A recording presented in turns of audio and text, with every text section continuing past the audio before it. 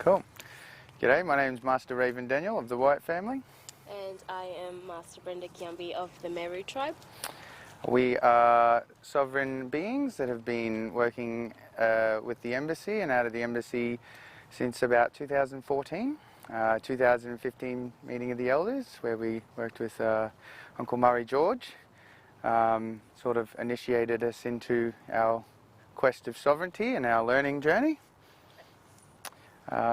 Yeah, we have learnt so much. We learnt that the history that we were taught at schools was falsified, you know, half-truths at best. We learnt that Terra Nullius is void, null and void, due to its own self-processes, as well as it obviously being wrong. Proof being, you know, in the Mabo case of 92, proven 10,000-year-old fish traps, which is a, you know, highly civilized, highly sophisticated means of understanding your nature and your environment that you live in. So, yeah, through this we've been learning, and in 2016-17, Uncle Bajam took us through our sovereignty process of getting us original sovereign tribal people's passports, which we have. They look like this on the outside. And this on the inside. And this on the inside. With this and treaty business, our treaty, we have established our identification with a bank account at Bank Australia, which is an ethical banking mob that doesn't, you know, invest in war weaponry or fossil fuels or anything like that, and they support the original sovereign tribal people, and they recognise that their business is on their land. So with their help, we've gone through and established over 225 points of identification and started our business in law.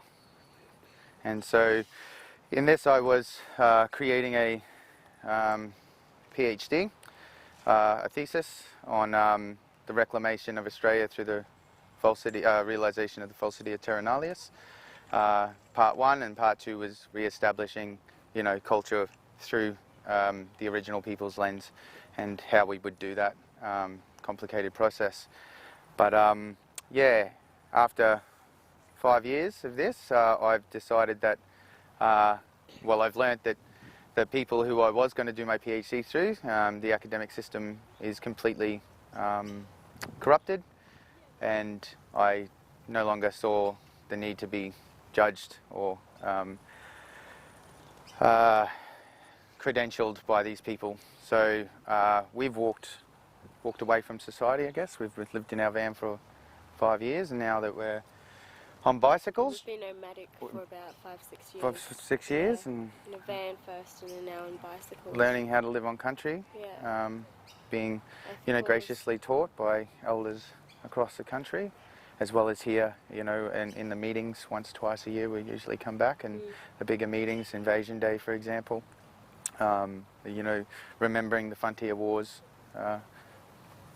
is another big, you know, point, that big gathering that we get together and, you know, share our stories and learn. So yeah, it's been an interesting journey, one that, you know, I was completely unaware of. I come from North Queensland, and the tensions when I grew up between the original people and everybody else who's, you know, come over in the near past, it was rife, and it was all based on mistruths and misunderstandings, and a lack of, you know, my culture, the Western culture, you know, my old culture, I guess, the one that I was raised in, meant to think that I was a part of, which I still, you know, which now I completely condemn, was just not taught the truth about the genocides and the massacres and the stolen families and destruction of culture and language, which, you know, led to a lot of apathetic attitudes, which still maintain themselves today, which is, you know, disappointing. But through self-responsibility and you know, addressing what's happened in the past and being real about it and honest about it, we've felt like we've pulled ourselves somewhat, you know, out of the system, We both don't work or anything like that. We don't do any commercial activities. We are buskers. We live on people's donations, and so we don't feel like we have the impact on the environment and, you know, the people around the world like most do. We live. We've got our own solar panel and our own water purifier, and we often just live out of, you know, in the bush. So, you know, that's we feel it's a huge success on our behalf. We've worked really hard for it. Yeah. So I came to Australia back in 2003. I was 8 years old at the time, turning 9, and lived in Canberra for about 10 years until I moved to Melbourne. In that time in Canberra, I didn't really have a connection or the knowledge about the sovereignty movement of the embassy, and what this place is and what it's been standing for the last 40 or so years. So it's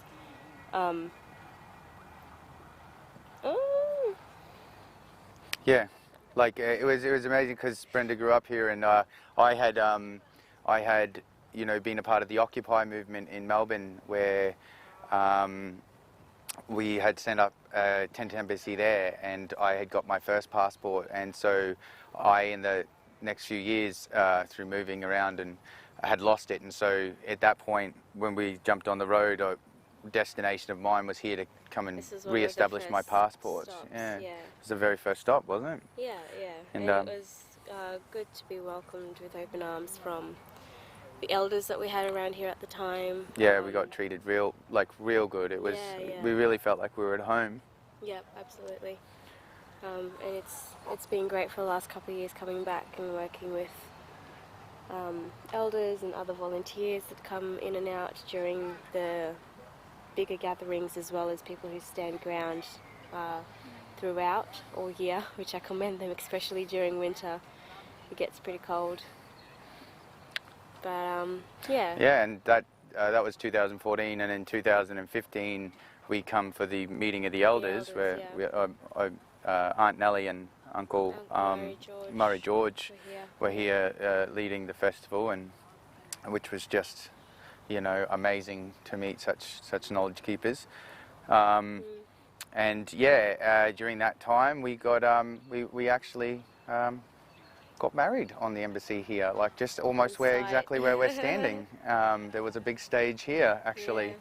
And well, it's not like a traditional marriage, but you know, we recognised ourselves to be partners and mates, and so we were actually joined here. And at that point, we didn't know, that was in November. We went up to Woodford Folk Festival to volunteer there, and a week before Christmas we found out that we had a baby on the way, which was our little one. And he was in the belly here when all that happened, and so, you know, we were lucky enough, you know, and you know, it was a magical thing. So it's really, you know, a part of us being together and us who we are as a family, and our little ones who have just always been treated like sons, you know, like sons of everybody here. Yeah, it's a super important part of our lives as a family. So yeah, it's a very, very magical place, and you know, the resistance is strong, and the magic is strong, and the people are strong, and you know, the spiritual awakening is upon us. So yeah, get a part of it, work with the sovereign people, learn nomadicism, how to live on country, and yeah, it's a challenging life. It's very challenging. It's, you know, it's hard. You don't just get to sit on a sofa and, you know, eat munchy food, but it's a good life. So. We just test the sound. Okay. We just speak something. Just speaking. Just speaking? Speaking. Speaking about stuff. Stuff. Testing mics. Yeah, 1, 2. Okay. We'll be heading up that way to Queensland.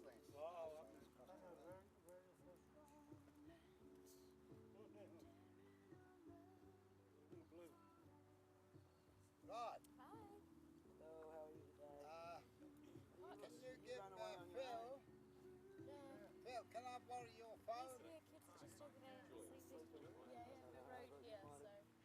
Yeah, I'm not going to bugger off. Sleeping in the cell in the block. Yeah, I'll come up with this flag in a few weeks. Oh yeah, here's one of these little solar panels, Brenda. One of the tiny ones. Yeah. Yeah, no, Take care, guys. doesn't All the best. Bloody. Phil, We're carrying 25 kilos and 40 kilo battery. Yeah, that one's alright. Yeah. if you can grab Otherwise, this you one always hook phone, something up to the fucking push bikes. floats the Right. top Yeah.